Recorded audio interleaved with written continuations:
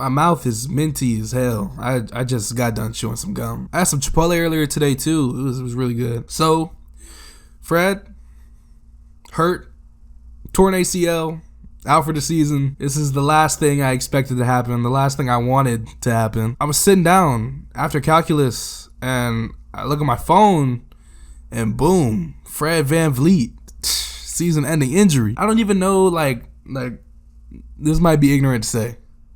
Like, Fred not even like an athletic type player. Like, what sudden movements did he do to just tear his shit like that? Maybe Fred ain't stretched good enough. Maybe that's what it was. Maybe he was neglecting his stretches. It's definitely unfortunate. I didn't expect this to happen at all. It brings up the question, like, who's gonna run the one now? Let's say, you slide Amen to the one. Shit, who's gonna run the two now? Because Amen was the projected two. I don't know if I like that though. I was talking to my friends and they said that maybe you could put Dorian Finney-Smith in the starting lineup at the two, and that would be a big ass lineup. Amen, Finney-Smith, KD, Jabari, Sengun. That's like the most switchable lineup in the NBA. That's beautiful. Defensively, that's beautiful. It's not very beautiful offensively, though. Now, that's a lot of shooting. Dorian Finney-Smith, he can catch and shoot. Kevin Durant is a great shooter.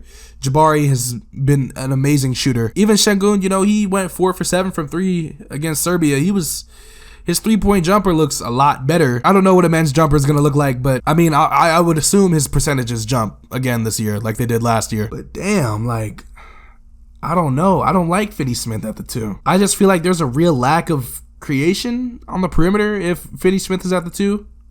Finney-Smith is not really a perimeter creator. Like, I don't know. I just feel like if your only, like, real perimeter creator is KD next year, that lineup is just pretty inefficient offensively. But maybe I'm not imagining it the way I should. And then maybe, you slide Reed in at the two. And I guess in that case, I don't know who would be on ball more. It would probably be Amen. Probably Amen would be on ball more. And then Reed would be more of like a two guard. I don't think he's ready to be the main ball handler yet, at least not from what I saw in Summer League.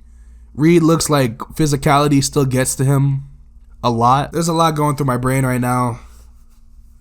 This is like really inconvenient. It's a really unfortunate thing to happen. Looking back on it though, it's very good that Fred did take that pay cut that they restructured his contract. Because imagine if Fred was still getting paid the type money he was getting paid earlier, and now he's not playing at all for the entire rest of the season. Obviously, injuries were gonna be a concern with this Rockets team. Steven has missed a lot of time with injury in the past. Fred VanVleet is getting up there in age, though he hasn't really been like an injury guy, at least not from what I remember about his career. Kevin Durant has been pretty injury prone, especially lately in these past few years of his career. Amen Thompson, just by the nature of his game, is going to be prone to injuries. Luckily, I feel like the Rockets are one of the more deep rosters in the NBA, but not having Fred really hurts, man. And that also brings up the conversation of like, damn, like why are so many players getting hurt so much? There was 3 Achilles tears to major stars in the NBA just in this past season, and I feel like I've just seen so many more injuries than I did when I was younger.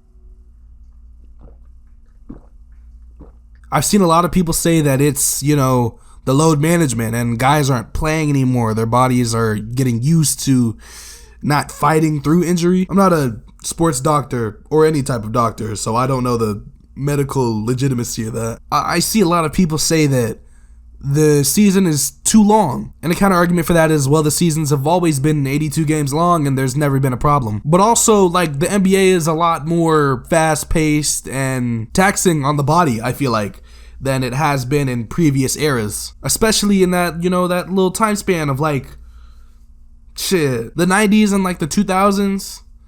It was a lot less, fast break, getting out, a lot slower, half court offense, all that. So due to the game being more taxing on the body, I just feel like, maybe that's a reason these guys are getting hurt. And I think guys need to start taking their health more seriously. There's a lot of NBA players that don't really spend the time and resources to take care of their body efficiently. You see a nigga like LeBron, he spends I don't know how much money every year on his body. There's a report that tells how much money. It's a really high number. And shit, Bron don't never get hurt. except for those like couple times he did. But yeah, I'm gonna catch y'all later. I don't know what to think about Fred. This is crushing. I really love Fred, man. Let me know what you think the lineups are gonna look like next year for the Rockets. If you're a Rockets fan, make sure to subscribe, like. We're all in this together. And also let me know why you think all of these guys are getting injured. Those are my questions for today. What is the Rockets starting lineup gonna look like now that Fred is hurt? And why are all these athletes getting injured? Let me know what y'all think. I'm gonna catch y'all later. Peace.